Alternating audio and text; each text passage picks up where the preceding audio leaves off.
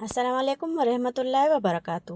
بسم اللہ الرحمن الرحیم کا خاص وظیفہ۔ بسم اللہ الرحمن الرحیم کا وظیفہ بے شمار برکات اور فوائد کا حامل ہے۔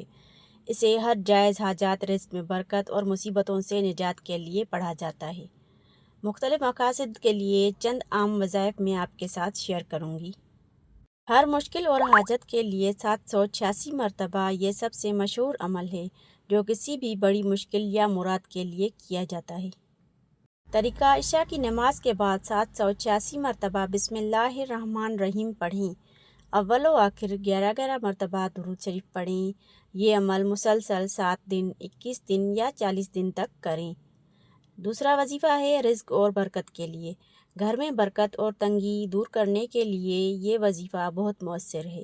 طریقہ: روزانہ فجر کی نماز کے بعد 100 مرتبہ بسم اللہ الرحمن الرحیم پڑھنے کا معمول بنائیں۔ فائدہ: اس سے کاموں میں آسانی پیدا ہوتی ہے اور غیبی مدد حاصل ہوتی ہے۔ حفاظت اور دشمن سے نجات کے لیے یہ تیسرا وظیفہ ہے۔ طریقہ: صبح و شام 33 مرتبہ پڑھ کر اپنے اوپر دم کریں یا پانی پر دم کر کے پی لیں۔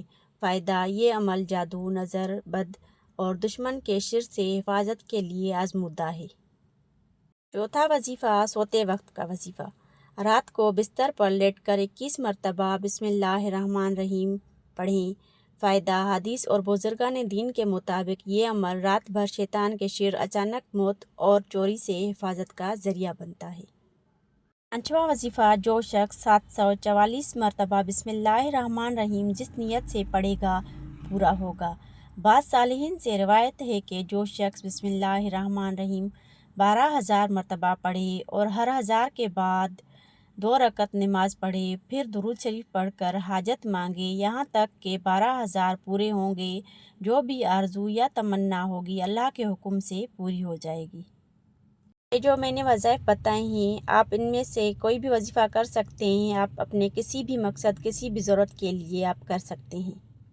آپ کا جو بھی مقصد اور حاجات ہو، آپ اس کے لیے ان میں سے کوئی بھی ایک وظیفہ کر سکتے ہیں۔ اس کے لیے کچھ ضروری ہدایات میں ضرور بتاؤں گی۔ نماز کی پابندی: وظیفہ تبھی اثر کرتا ہے جب آپ 5 وقت کی نماز کی پابندی ہوں گی۔ حلال رزق دعا کی قبولیت کے لیے بنیادی شرط ہے۔ یقین کامل: اللہ کی ذات پر مکمل بھروسہ رکھ کر وظیفہ شروع کریں۔